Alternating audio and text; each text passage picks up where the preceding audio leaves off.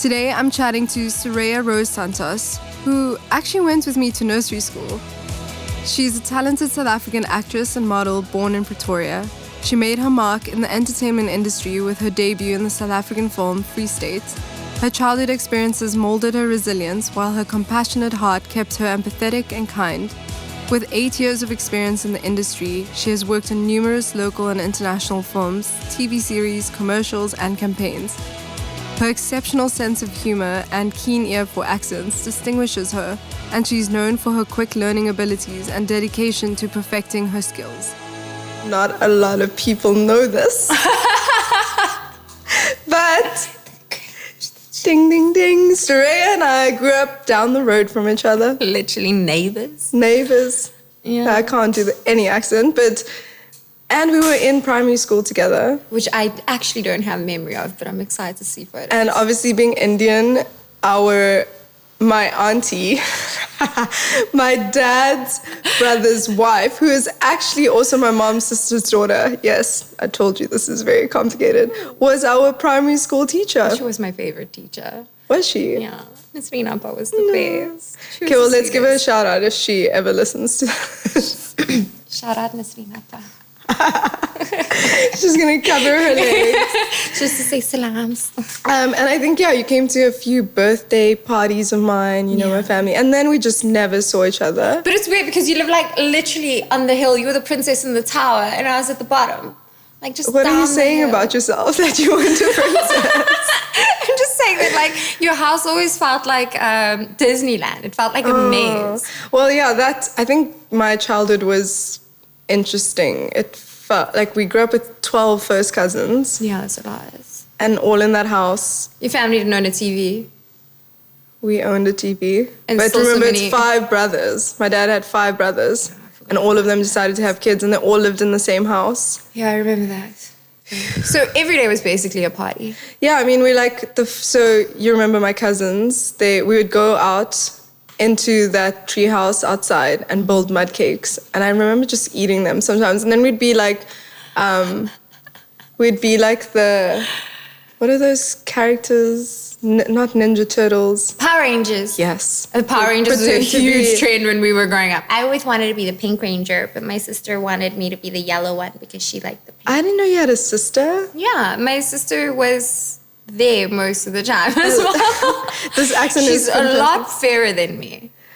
And in that town, the white-skinned girls. Yeah, and I think that's literally how we grew up. Like, if you were fair-skinned and light eyes, you were the queen of the castle. Yeah, and your aunties would also make it so known and be like, "Oh, you're so mashallah, look how white your skin is." Yeah. And I was being pulled out of the sun from the swimming pool because I was burning, and they're like, "Not today, not today." But this is the fear I have that not a lot of people in Cape Town understand when they're like, "Let's go for a beach day." I'm like, "Okay, cool. Who's bringing the umbrella?" Same. Then I'm there with 100%. this hat. Everything is covered. A lot of sunblock.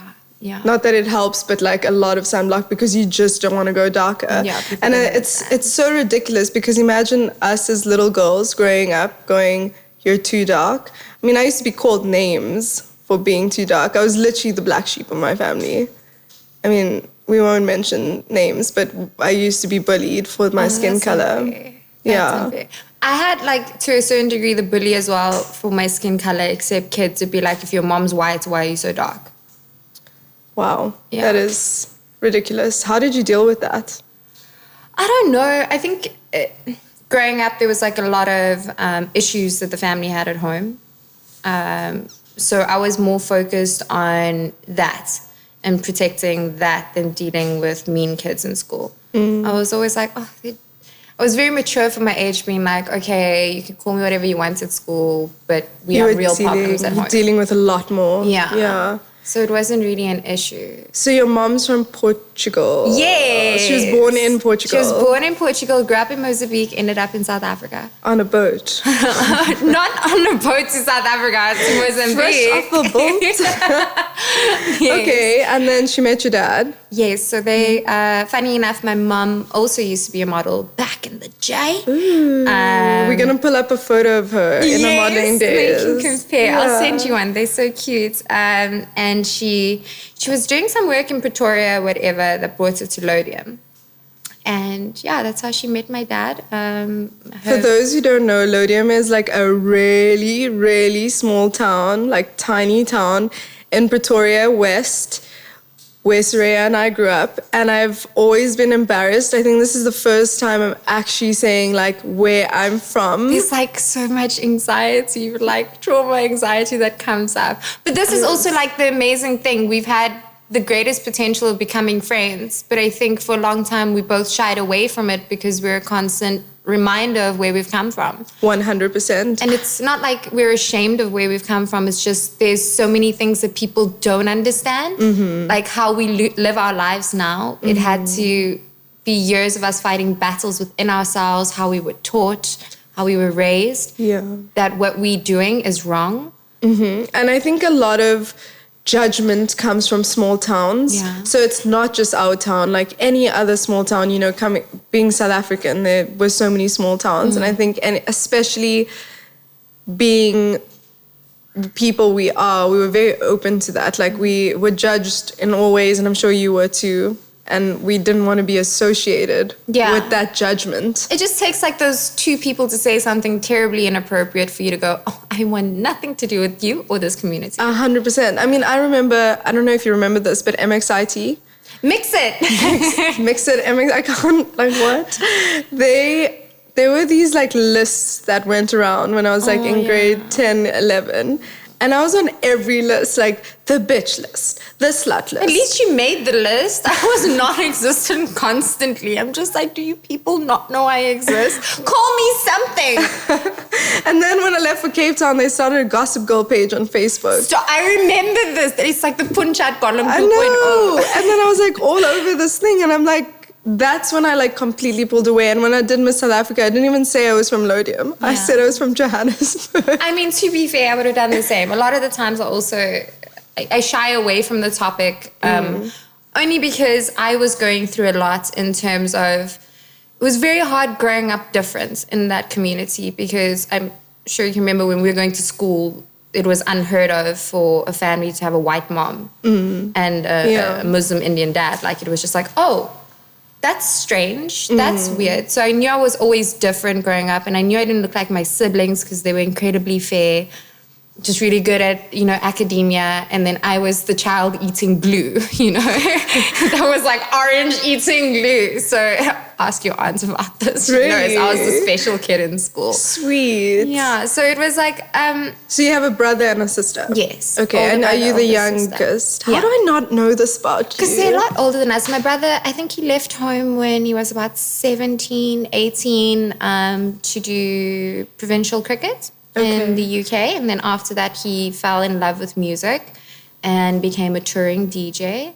I mean, he played everywhere from like Bali all the way up to Ultra Miami. He really So the stars run in the family. Literally, I literally, there's not one doctor or lawyer in our family. So you can imagine the Indian family was like, of course, makes sense, the white mother, you know. Yeah. We come from a family where our passions were very much nurtured.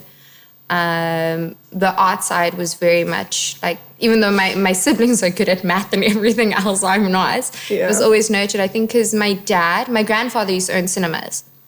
And then my dad took over the family business, which was fixing radios. Which cinemas? I can't exactly tell you where, because it was taken away during apartheid. But that's so cool for your story of like how... but it also becomes the dark part of my story. So I'm sure, as we all know, I'm an actress. Yeah. Well... We'll get there. Also, your intro says you're an actress, but you're also my childhood friend who we are now reuniting after like... Reunited and it feels so good. So back to the cinema. Yeah. So I believe my grandfather owned a couple of cinemas. It sucks because he passed away when I was quite young, so didn't get to have conversations about it. And I was very much in my goth stage. My grandfather was an amazing man. Like, you know the PMT mosque in Lodium? Yes. He built it. He basically founded majority of Lodium. So he was quite a well-respected man in Lodium. So for his son to now marry a white woman, but my mom was incredible, you know.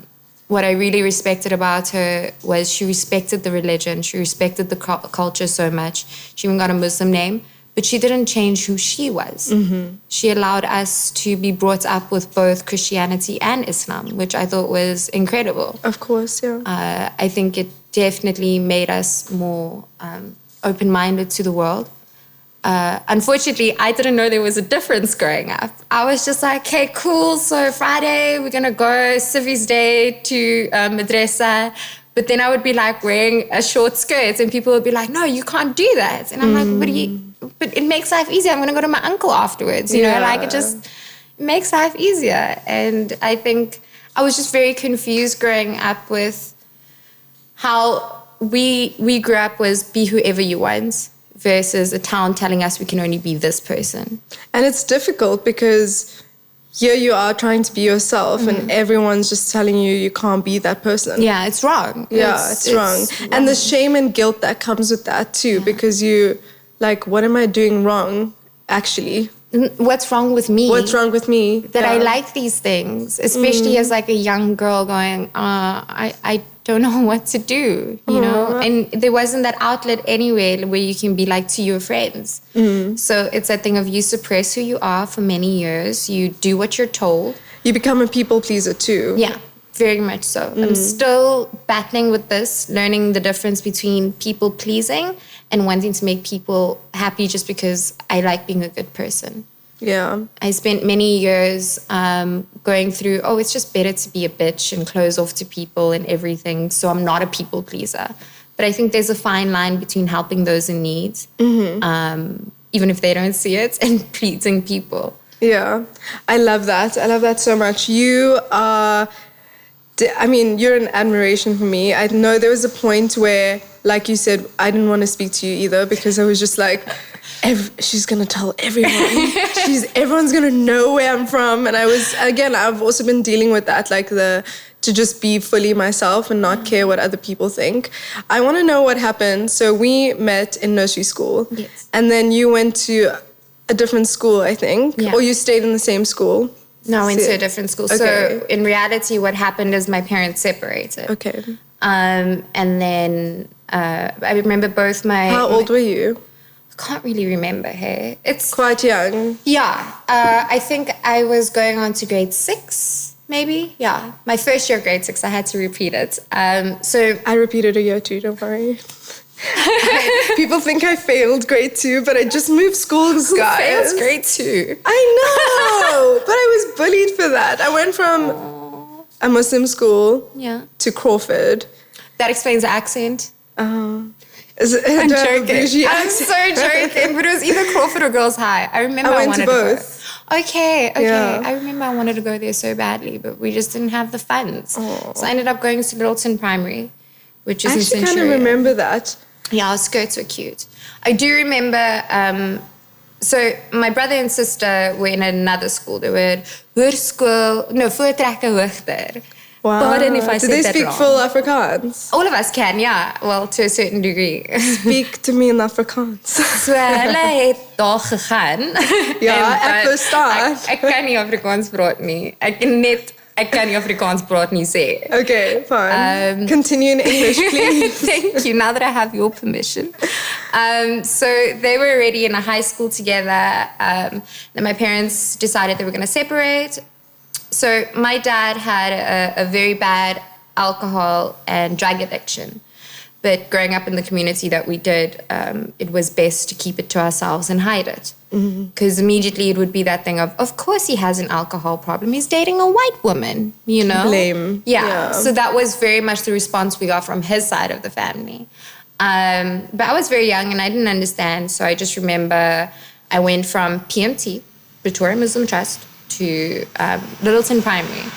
And I was so excited for a fresh start where here it's kids of like all kinds of colors and backgrounds and everything. And here you're not judged because of how you dress. You can make friends with everyone and yeah. But here's the problem. My teachers told me like, okay, until your mom buys your school uniform, you're going to have to wear your old school uniform. So I don't know if you remember the dress or what. So just so people listening who don't know what you have to wear to a Muslim school, it's like a you're wearing like a full dress, like with pants underneath, and a headscarf. Yeah. So you had to wear that to this, and obviously that's judgment already from the other kids, right? So it was, at least it wasn't a PMS outfit. Do you remember the school PMS? Oh yes, yeah. They've now changed their name to TMS. I don't know if we're allowed to say we hated those. I think everyone did. That's true. It's not. It can't be as bad as the girls' high dress, the green overall. Have you seen the green overalls? No, you're gonna have to show me. I will. We'll pull up one on the screen right there. Okay, so you go to the school. Yeah. So then immediately, I'm now getting bullied with people calling me silkworm. Because apparently my face was the only thing showing, so I look like a silkworm in the uniform. Gosh. And then because of like, you know, when your parents get separated, and there's just like a lot going on, I very much took on the responsibility of looking after myself. I never wanted to be a burden to my mom or to my dad with anything happening. And we were going through a lot. My mom was going through so much, and I was just trying my best. I was always a very good kid. I was a bit of a rebel, but I was a kid with good morals. So I started gaining a lot of weight. Then it got to the point where I was getting bullied at school, where everyone would like literally take their bin and empty it on me, or throw their food at me. And then at the time we had to watch that show, Super Size Me, where they talk about obesity within children. Guess who was getting pointed out every single day in class, being the obese one? And then we had to do like, you know, oh, what do you want to be when you grow up? Bless you. There's no cats in the room. Why are you being dramatic? No, that's usually, and there's no mold, there's no cats. I don't know what it is. Anyways, we continue. Okay, so it's It's also funny because my right eye of all days is twitching today because... It means you're going to get money, girl. Is it?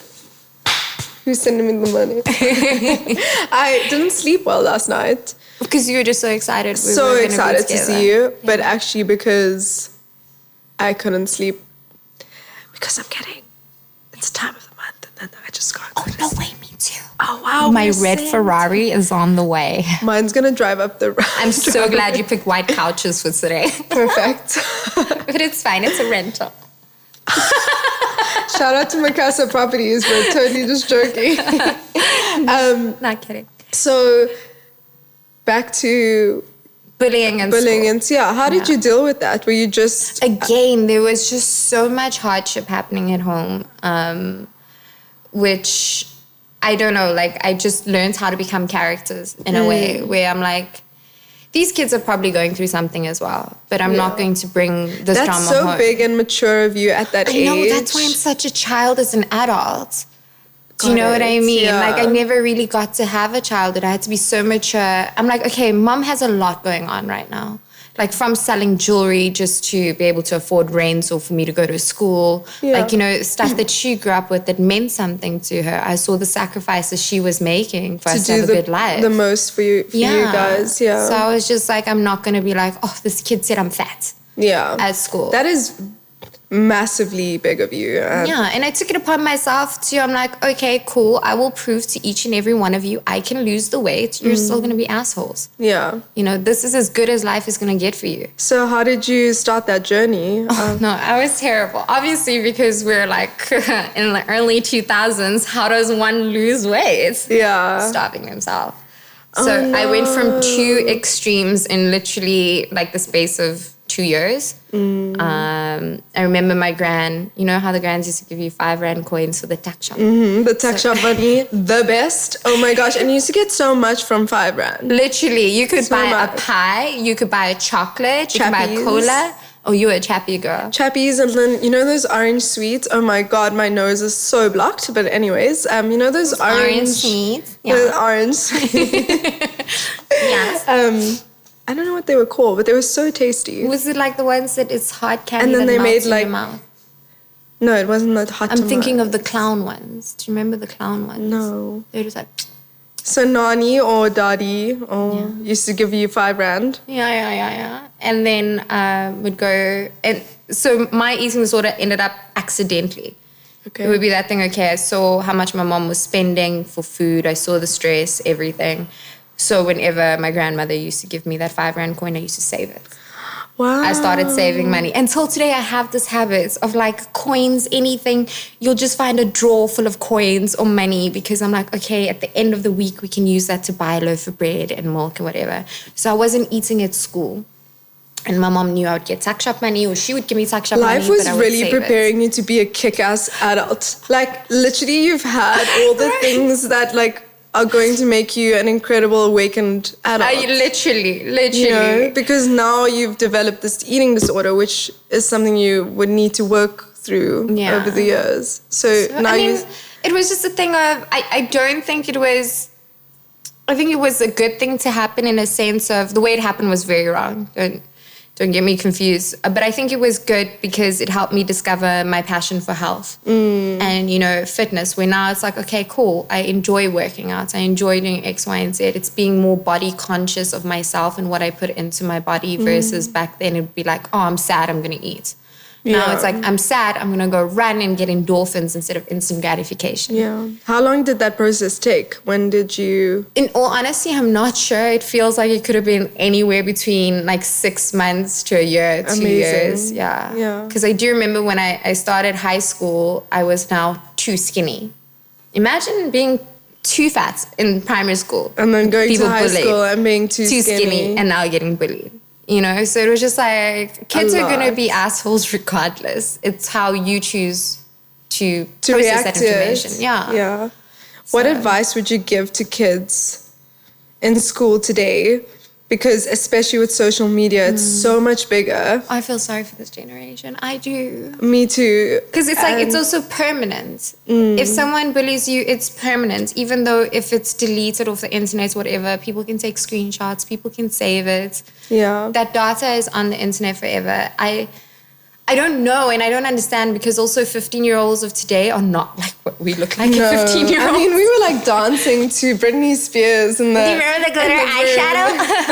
Yeah, and everything was like jeans and a t-shirt. And then... If you could fit into a pair of jeans. Crickets. I mean, I was such an awkward child in my whole school life, but we're talking about you today because we really want to know your story. No, she was not an awkward child. She's lying. She had this beautiful long hair. You were always so pretty and well put Have together. you even seen my childhood pictures? Do you remember? No, I remember at the occasional time of bumping into each other. Remember that really dark time when I dated your cousin and you just come and say Sorry, I totally forgot. Suraya, we don't have to get into that detail. I know, but this is how far back we go. So back to dancing to Britney Spears. I just wanted to be in the family. Yeah, perfect. Yeah. But I'm glad you're not. Wow. You know what? This podcast is all about being undeniably ourselves. So yeah, but we have a lot that we just choose to deny. Like, I choose to deny that past. It never happened. No. I read something. I don't know where. Also, by the way, is this your first podcast? I think you're my first. Yeah. I've been saving myself for you. Thank you. I think it's so important to share your story. And people, the point of this podcast is people see you. They see a version of you. Oh, is that why there's cameras? Yeah. How's it? People see a version of you, but they don't know your actual story. And I think you have a powerful story. I think we've spoken about this in passing when, like, now and then we'd see each other in Cape Town. I think there's a lot of girls that will be inspired from this, you know? And I want, like, what advice would you give to people that are struggling with bullying, that are struggling with their eating disorders at school? What advice would you give to younger girls that are in a similar situation as you, kind of like to your younger self? It's that thing of hold on, it gets better. No matter what another person thinks of you, does not determine the value you have within yourself. Whatever you want to do, you do it. People's opinions mean nothing unless they're paying your rent, putting a roof over your head. Even then, it doesn't really matter. Follow that thing in your heart that you really want to do. Make it happen. But here's the thing. Our hearts are silent, but our voices of doubt are very loud. So you have to make that conscious decision which one you're going to follow. I love that. I love that so much. And also to add on to that, another thing I was reading, just to lighten the tempo a bit, I read that hurt people, and traumatized people want to make the world better. So understand when someone's hurting you because they're hurting themselves. They don't mean to. They just need an outlet of what they're going through. So it's like passing the guilt or the blame on. Like, it's now your problem. So what are you going to do with that? I really do believe we all have a choice. 100%. Every day I choose. What do you choose? I choose to put this outfit together. Also, I love the outfit. We'll talk about this outfit for a second. I think you dressed as a schoolgirl because we met in school. You did. Undeniably, I did. I love that. Also, talking about school, you left school. I dropped out of school. She's a high school dropout. I don't put that singing voice in, thanks to Nila. But yeah, I read that and I was so surprised by it because I didn't... You read that? Is it online?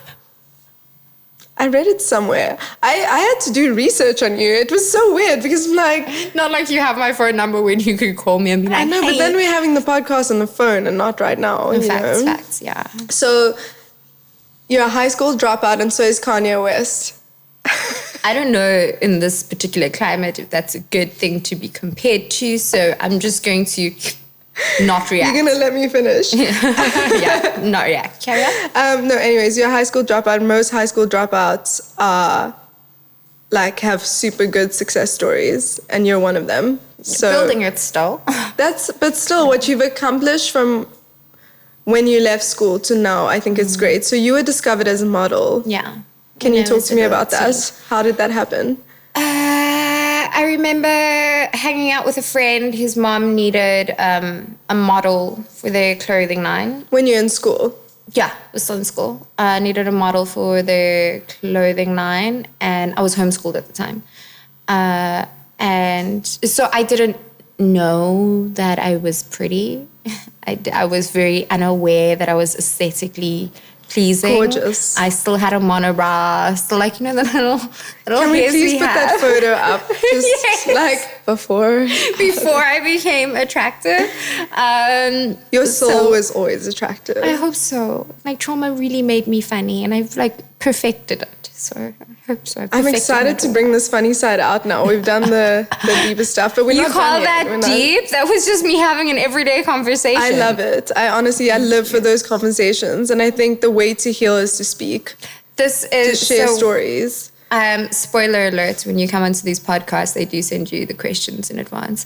When I was reading some of these questions, I was like, I actually said to myself, because the whole premise of it is undeniably you. And I was like, how deep do I want to go with this? Because there's a lot I have to say.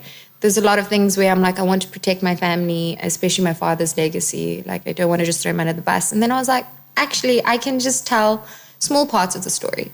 You don't have to tell everything. Yeah, people, they can judge me for that. And everyone has an opinion these days. Totally. Not everyone's opinion deserves to be heard.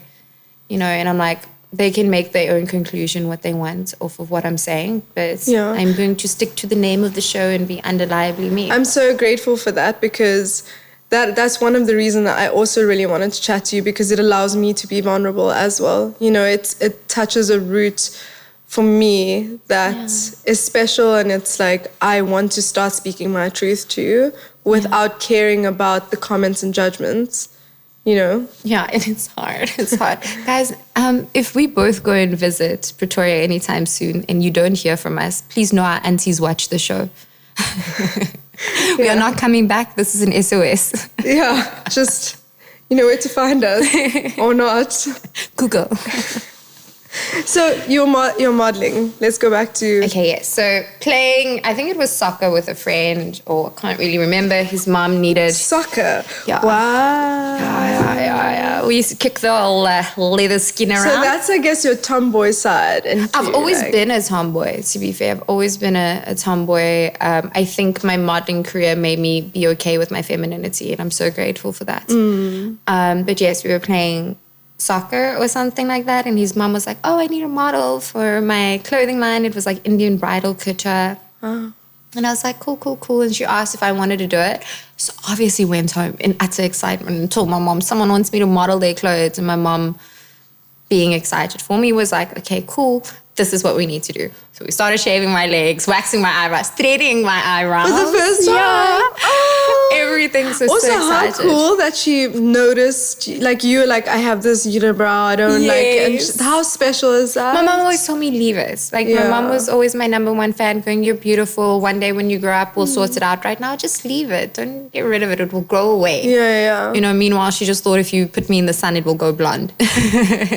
My mom was exactly the same. Like, we weren't allowed to wax and stuff until she was so like... this is where my mom got it from, because guaranteed those aunties were busy having tea together. 100%. 100%. Chatting about how to raise daughters.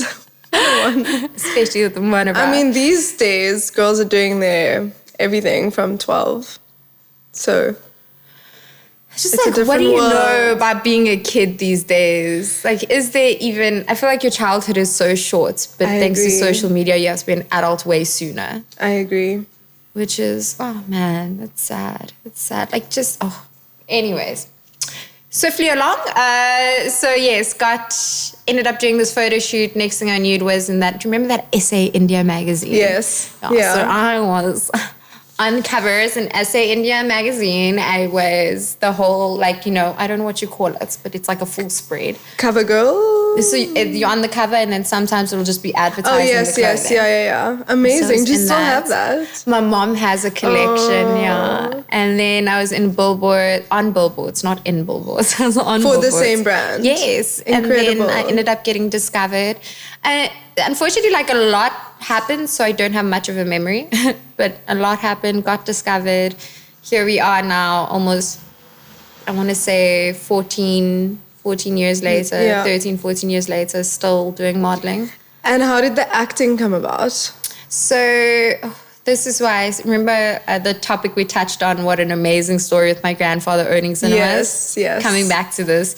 So the acting came about where I knew, to certain parts, acting or storytelling rather has always been a passion. So we don't fall far from each other. This is my, like, storytelling through podcast, but... It's your way of sharing, right? It's your way of connecting with those people that are out there in the world, letting them know that they're not alone, what they're going through. And it took me a very long time to realize that acting is something I wanted to do, and I didn't do it for daddy's approval. So coming back to the light skin, dark skin thing, and the fact that my dad had a bit of an addiction with alcohol and drugs, when he was on these little trips and things like that, he used to comment about how dark my skin was, and as a result, I wasn't his. So he made it very aware that I was the child he didn't want. And I knew how much he loved cinema. So part of me thought, if I make it onto that big screen, my dad's going to want me. But plot twist, he passed away exactly a year before I made my first on-screen debut. And so as you know, our people get buried the same day. So passes away in mine and my mom's arms. It was very hard to watch. And a week later, I was already rehearsing this performance, but a week later was our final year exams. And I did a play written by Ishmael Muhammad called Cheaper Than Roses, where the girl talks about leaving her father's funeral and speaking about how he didn't want her in order to give her a better life. So I performed it. It was great. It was a dark comedy. So people in the audience that knew what was happening in my real life were in tears. The people that didn't were laughing. And that day I was offered my first leading role. Wow. I got signed to an agency. And the following year I did 2 movies back to back, a TV series. And I was signed to an agency and I was living my dream, which was shortly lived because once I made a bit of money, I wanted to go traveling. So I went to Europe, what I thought was only going to be a month. I possibly came back to nearly 3 years later because I needed to discover who I was and if acting was truly my calling in life, or did I do it to get this man's approval that's not even here anymore? You had to heal too. You had to look within. That's, yeah. Yeah. You're so strong. I literally am tearing. Like, that is That's powerful. It felt good to say. Yeah, that was the first time I said it out loud in a while. Yeah. And I think you did the best thing by doing that and going for that self-discovery, because you mentioned that your acting comes from experience of life. And so going on this, it's a new experience. It's a way of healing. It's a way of coming back and injecting that into your... It's very true. And that's essentially, I think, why I'm so addicted to my job, in a sense of you can truly turn your pain into paychecks. And even though something's horrible right now, it's a life lesson. You store that up, you use it in a part, in a scene, in a moment, and you never know who that's going to help. So you have a whole toolbox. Yeah. Did you think the traveling gave you the answers you were looking for? I think I was very blinded in the beginning, going, oh, well, that didn't work out. What's next? You know, kind of a thing. I tried also getting back a childhood that I didn't really have. So was working like small little waitress jobs here and there. Where did you go? So I went to Belgium first because I went to say them in accents. I'm not going to listen if you don't. I don't even know how to say a Belgian accent. So I went there first. We'll get to the accents. Okay. And then I went to Canada, which was absolutely amazing. It was beautiful. I went to go stay with my brother for some short time. And then from there, I can't do the rest of the accents. It's fine, just say them. It starts getting offensive. Okay. Then I went to like South Korea for some time. That's amazing. Yeah, and then I went to London and I worked as a waitress at this one specific nightclub. I don't know why I've decided to go with this accent. It's just like a gaudy accent. Let's fucking go with it. It's so great. Thank you, love. Thank you. I think it's the tan skin and like the fact that I'm wearing so much makeup. It's great. I wish I could speak back like that. But it's really easy. You should definitely try it sometime. Yeah, like I'll just be American. Was that American? No, it was confused. Crickets. So yeah, you know, like I ended up now I'm doing American for some reason, and that's okay. So I ended up in like London, and I think this is where my journey of self-discovery kind of came to an end. I ended up working in a nightclub. And there's something very strange about working in a nightclub where you see how dark people can be, where that just makes you go, I don't want this. I do not want to be these people. No judgment, but these are not my people. Yeah. I felt, no matter how much I would sleep, I felt emotionally drained. Yeah. And I felt nauseous and constantly so unhappy with myself and irritable. I felt like I'm not where I need to be. Yeah. And it's like acting is also an addiction on its own. You crave it. So I came back home, decided to sign with an agency and work again from the ground up. Because everything you've done, if it's then, it doesn't matter. It gets forgotten. Yeah, it's like, okay, what are you currently working on? What's the next thing? Yeah. You know?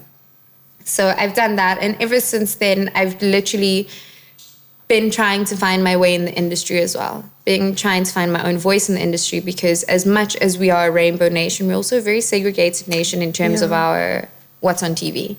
That's something that I really wanted to talk to you about, your experience with that, you know, and how do you navigate through that?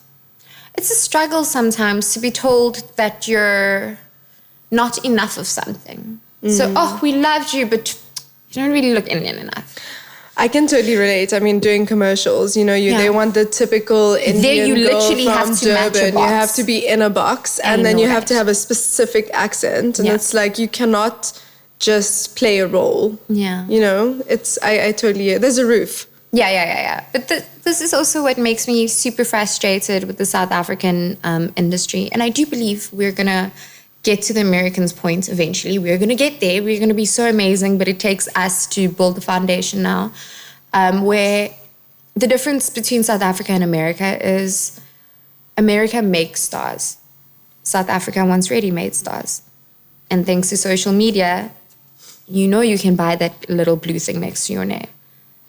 That's new, right? Yeah. Apparently it hasn't hit South Africa yet. That's why I don't have it. Do you have a blue tick next to your name? No. Apparently, Instagram says I'm not the person I'm claiming to be, because I'm a verified artist on Google, but because my legal name and my stage name are not the same. Oh, wow. So Instagram's reasoning for not verifying me is I am not the person I'm claiming to be.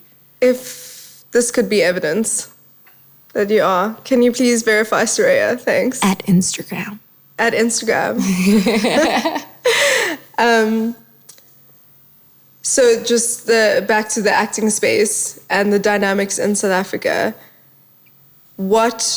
How do you feel like you can change that? Is that something you're passionate about? Extremely passionate about. I think it's really that thing of deciding as well when you get a project, understanding the difference between a passion project and knowing that they just don't want to give you budget. Mm-hmm. Because my worth and value as an artist isn't just for me, but I'm building up other people like me, my co-stars, my peers, everyone, my competition. It's that thing, if I say no to a job because of how much they are willing to offer me, it has nothing to do with ego or anything like that. It's value. Yeah, it's value. We're supposed to build up as a community. So that's like the one thing. The other thing is I truly, truly wish that South Africans understand. And I think it is very beautiful because I've experienced this with a lot of my peers who I'm very lucky enough to call some of my best friends, but everyone else, the outside world, has labeled us as competition. It is that thing of walking into the audition room and hyping each other up as opposed to tearing each other down. 100%. There's enough jobs. And your path is kind of your path. No one can take something away. No one can take something away from you if it's if it's meant for you. But that's something I had to learn too. I mean, you have to learn. You're going to so many castings. You're getting this rejection. You have to learn that it's not about you. It's just not meant to be for you. But can I say something that I've learned over these years? Yes, please. I 100% agree with what you're saying. But we're also told, just walk it off. Forget about it. Rejection comes, da-da-da-da. I think it's so healthy for us to cry about that rejection. 100%. Bitch to your mom, bitch to your friends. Tell them I really wanted it. Because what I noticed, what built up is I'm so used to rejection in my work life. I'm so used to being hard, it's not about me, that it filtered into my personal life. Yeah, where I became that person where, it's not about me. I don't take anything personal. It's not about me. And it made me this little sensitive ball because you can only take on so much where your body is like, make it about me. Yeah. So it is that thing, be the lead character. I cried like a baby when I didn't make it to the top 12 in Miss South Africa. Miss South Africa in my heart. Oh. I was excited. Low-key, my mom let me know. My auntie told me. Auntie Juby told my mom. Oh. And then my mom told me and I was like, that's cute. I was super judged back for that. But I thought what you did was incredibly strong. You broke the stereotype. Never in my life would I think growing up in Lodium, I would see a Lodium girl in Miss South Africa. Also, I noticed you're not wearing your contact lenses. That was big for me. I was thinking about it yesterday. So I wore contact lenses, guys. I swear. I used to wear blue, green. Mine's is just blue. And I used to change it up. And I even had these purple looking ones. I started with the purple ones and people asked if I was blind. And I was like, wow, that's hectic. I'll show you some photos of me where I was literally always in my contact lenses. And then I think it's when I moved to Cape Town that people would we don't do that here. We don't, but Cape Town really brought out the most natural self in me. But do you remember growing up, again, I say, it comes back to that, if you had light eyes, light skin, you were the chosen ones in Lodium. So it is that very much that mentality. Sorry, can you just say that again? You were the chosen ones in Lodium if you had light eyes, light skin, and don't forget the blonde highlights. Don't forget the blonde highlights. So in my mind, because that was our habitual circumstances growing up and that was considered beautiful, that was considered worthy, obviously it's something that we took to heart where it's okay, I will be as pretty as they make it out to be, the aesthetic that they've described. So it is wearing the contact lenses, going for the blonde highlights. You remember the blonde highlights? I remember. I mean, I never did. Wasn't yours ombre? I wasn't allowed to. Well, I did go through a phase where I was like, I want to be blonde. And then I think... And then the shades of base that are too light for us. Oh my gosh, yeah. It's bad. It's actually... I mean, going to India now in Mumbai, there's multiple whitening skin products, multiple. And not going to mention names again, but they used to bring me whitening creams. Oh, that's sad. I know. I used to stick toothpaste on my body because I thought if it whitened my teeth, it would whiten my body. For real? Wow. That's why I'm always minty fresh. You commented on how I smell. Yeah, when I she walked in. smells so good, guys. If you could only smell her through the camera. We need smell-o-vision. It's funny. But yeah, that's pretty much where the blue eyes stem from. Yeah. I think it was a combination of that, and I was obsessed with the saying when I was a child where eyes are the windows to the soul. So I just didn't want people to see how sad I was. You have the most beautiful eyes, and don't change them to your lenses anymore. Because they're so dark. Because they're so pretty. You know, it's unique. And when was that change? When did you have this, like... Oh, this has been like for the last 2-3 years now. Okay. But the problem is I still have a couple of my headshots and on my Z card with the blue eyes. So every now and then a client will be like, oh, can we get blue-eyed Suraya? Yeah. That's I'm fair. like, That's fine. That's also for work. Yeah. And you know how expensive it is to update a book every time. And I'm like, one or two of the photos are really great. So I'm like, okay, might as well just keep a pair handy just in case. Yeah. I mean, there's this whole thing that's popped up on my Instagram advertising for contact lenses. And I'm like, universe. After this podcast, it's just going to be podcast, lightening right, because skin. we're talking to our phone. What else should we say? Should we addiction. wait? Therapy. Holiday in Bali. Lots and lots of therapy. So much therapy. Drum and bass concerts. Louis Vuitton, not Louis Vuitton. Louis Vuitton. Louis Vuitton, no Louis Vuitton. I want Dior, not Door. Sophia's clothing line. Yes. But that's also a question I have. Wait, coming back to now that I said Sophia. Sophia. Yeah, is it Sophia? Sophia? How do you prefer your name to be pronounced? It's Sophia. Okay. Sofu? Oh okay. my God. You know what? Let's talk about that. But they're going to judge me now and they're probably going to call me this for the rest of my life. Sofu? Yeah, baby, come talk ma. My entire family, still today, my nickname is Safu. There used to be syphilis. I mean, that's me.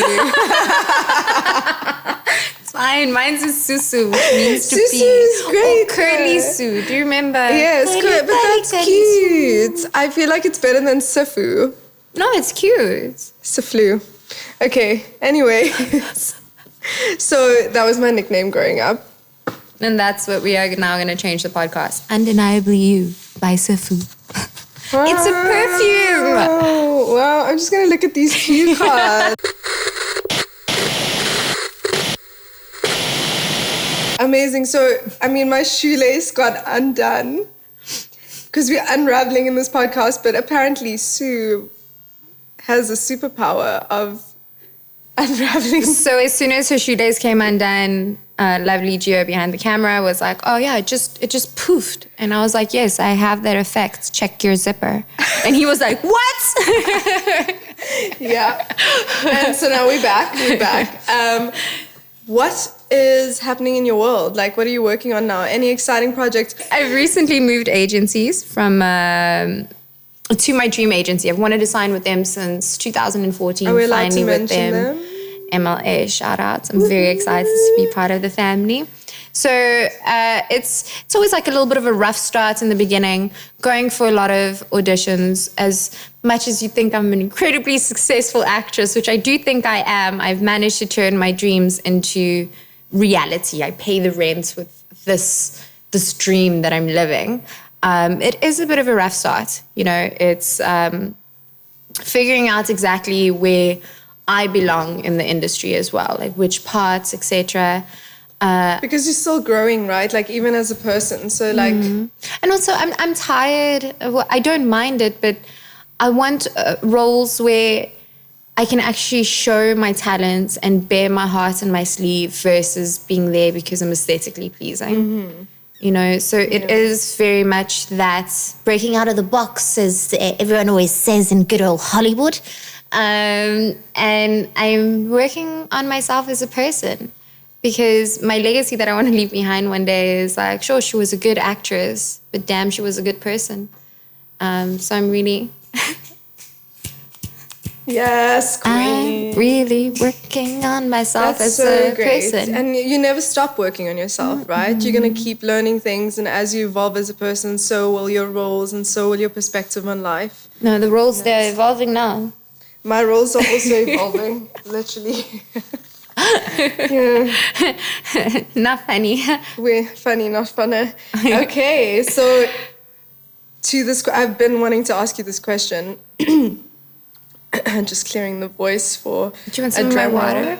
No, I'm actually fine. Okay. Who would your dream actor / actress to work with be? Oh, my dream actor / actress Is to fly over the rainbow so high. I want to say Keanu Reeves. Ooh, hottie. Apart from him being like we just spoke about aesthetically amazing, aesthetics, sorry. I think we very much have the same morals and outlook on life. He's also a huge fan of Brazilian Jiu-Jitsu, so am I. I just think he would be an incredible role model to be surrounded with, just to figure out like how his brain works, how he's like the rebel of Hollywood, right? Mm-hmm. Regardless of how amazing and his life is, he's still so down to earth, so humble, so beautiful, untainted by Hollywood itself. And I think that's who I aspire to be like. I used to have in my Instagram bio the female version of Keanu Reeves. I can see that. And also if Keanu Reeves is listening, she's available. That too. Just like a casual plug. Yo, Keanu. But she's also available for a film. Yeah. Movie purposes. Okay, and when you're getting prepared for a role, yeah, how do you prepare for a role? Oh, there's so much that goes into it. So first, I start off with the technical. The kalima. The kalima. That's too, a little bismillah before we open the script. The technical. Sorry. It's all these things that I haven't heard in such a long time as well. So the technical side. Yeah, the technical side. So this is like where you go back to basics, what you learned in school, etc. You're given circumstances, imaginary circumstances. And then I really like to spend time with the character, fishing out who they are, from like the little character traits that are within the script to what I've created for them, figuring out who, like even their birthday, what star sign they are, what kind of music they like to listen to. Gathering all this information. Getting into the character's mind and what they're about. It's almost like, so what I do for a living is I bring a piece of paper to life, and it's that thing of I am lucky enough to be a vessel for something, like be a canvas for another artist. So I want to do it justice. I have the most fun taking the funnest job seriously. I really just take my time with it, figure out who this lady is, what is she like, what she doesn't like, even if she has problems. So the prep is a lot of time by myself, being a terrible friend, being a terrible daughter, being a terrible girlfriend where no one can reach me. It's part of the job, right? Like you have to immerse yourself in that character, so understandably so. I give so much of my heart and soul and emotions to these beautiful creations on pieces of paper that I just want to do a good job. What's been your best role so far? My best role so far, I think, hasn't happened yet. I like that. Yeah, I think it hasn't happened yet. To be continued. Literally, but there was one that comes pretty close to heart. This was a show in SABC3 called Signal High, season 2. It was a story of a young girl who unfortunately was a bit of a bully, a social media bully. But it also tells her side of the story, and you realize sometimes villains are victims whose stories haven't been told. And I thought it was very precious in the sense of she had curly hair. I mean, where would you ever go to school with your wild curly hair and people go, that's acceptable? When I was growing up, it was like, no, it's untidy, tie it up, kind of a thing. So there was a lot of things there within telling the show where I was like, flip, this is cool. This is what I needed to see growing up, to understand that I'm not different. And that's where it gave me the motivation of, okay, cool, let's keep on telling stories like this. Fulfillment that I'm giving back. That's amazing. Yeah. I love that. Okay, your talent for accents is impressive. I'm really good with my mouth. Yeah, I would like you to give us a demonstration after you have a sip of water. Yeah, it takes a lot, This is going to be fun, guys. Some ASMR.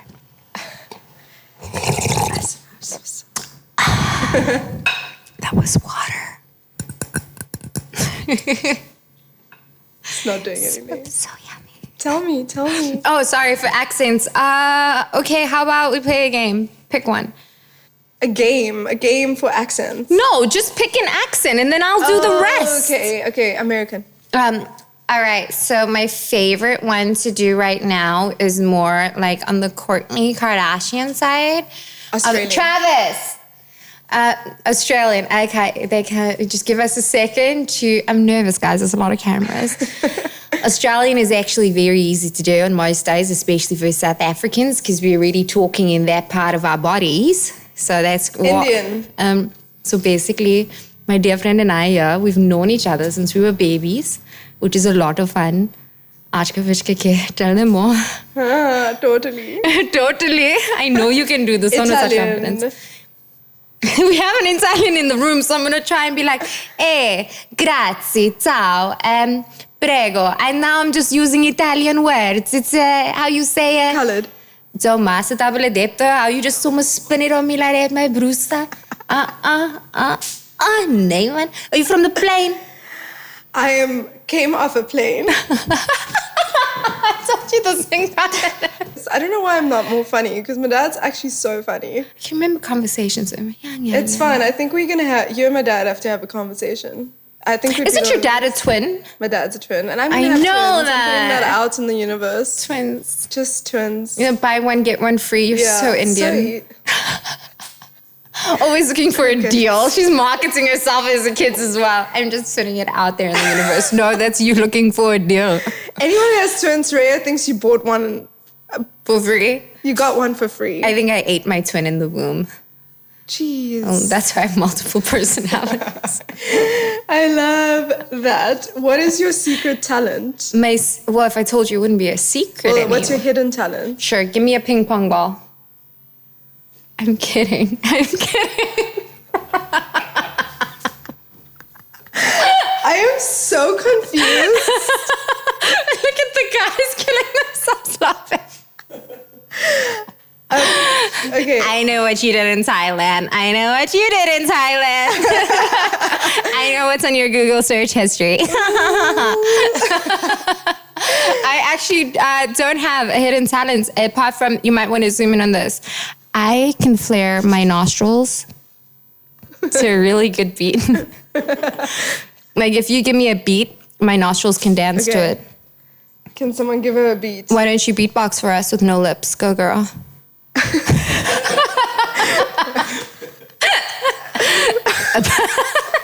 I cannot.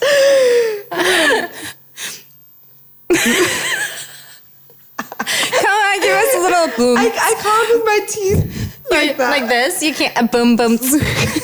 A boom boom. Okay, let me try and play in my nostrils while you beatbox.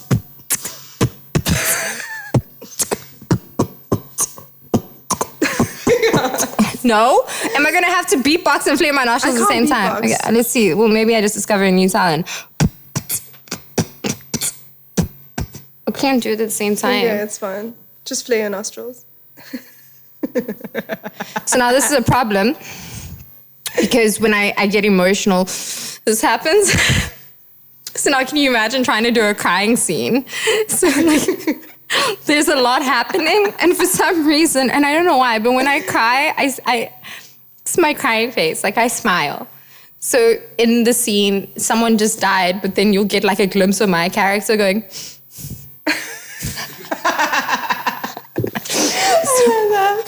if you have anyone that's really good at Botox and stuff, I think. We should go do it together. Yeah. I'm in. I mean, reaching 31, you know, these lines are growing. So, you are older than me. That's cool. Google says I'm still 27. I was lying. I'm actually 21. So anyways, thank you so much for being here. This has felt like a therapy session. It really has been free therapy. Also, are you doing this to me? You're slowly undressing you with my mind. Guys, stay tuned. A lot's happened in this podcast. But as I was saying, it's been an honor and privilege to speak to you. I think it's been a long time coming. I almost immediately feel closer to you. Same. I think we broke the ice with 3 cameras in front of us. Italian and a Mexican in the room too. So You're Mexican? Okay, we'll talk about that later.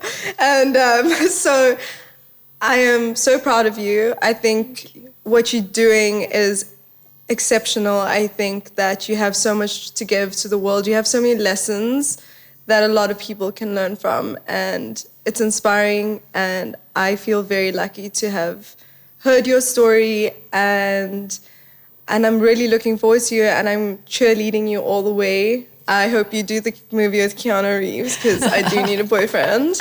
And so thank you for being here. Thank you for having me. This was a huge cathartic experience that my heart and soul needed, just to find another sister that I can connect with, share my journey with. And you're also doing amazing things. Thank you. And you're really helping the younger generation who went through what we went through. And I hope that lands well. And I adore you. And you have to, you really mean it when you say it in an accent, because you're too emotional to say it in your natural voice. We're both not criers. So guys, we literally cannot cry. No, we're trying really hard not to, though. So I always end off my podcast by blowing a kiss to your camera. So you pick let's pick the middle one. One. This one. Oh, there is three. Okay, that one. We can do it to the middle one. Okay. The boys are waiting for kiss. Catch me if you can. Okay. Do we do two hands or one? Whatever you want. I'm going to do it to you. 1, 2, 3. I forgot to blow it. Thank you. And that's all.